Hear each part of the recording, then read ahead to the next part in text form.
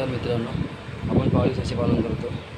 तुम्ही जी बघू शकताय ना, बघा इथे एका मादीने एका पिल्लांना जन्म दिला आहे. आता जन्म दिल्यानंतर पुढील 1 महिन्यापर्यंत काय होतं, पिल्लं ही आईचं दूध पितात. त्यानंतर ते हळूहळू पाला खायला सुरुवात करतात, हिरवा पाला. त्यानंतर हळूहळू फीडिंग, जे काय फीडिंग आपण बनवतो, पॅलेट्स देतो आपण त्यांना, तर ते खायला सुरुवात करतो. तर 1 महिना अगोदर ना पिल्लं हे आईचं दूध पिऊन जगतात. त्यानंतर ते वरचं फीडिंग खायला तयार होतात.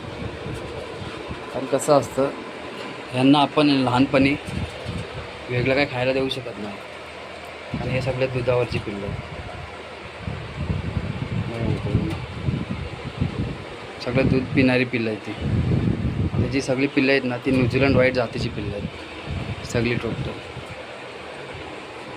तर यांना आपण लहानपणी काय देऊ शकत नाही खायला, जसं की हिरवा पाला.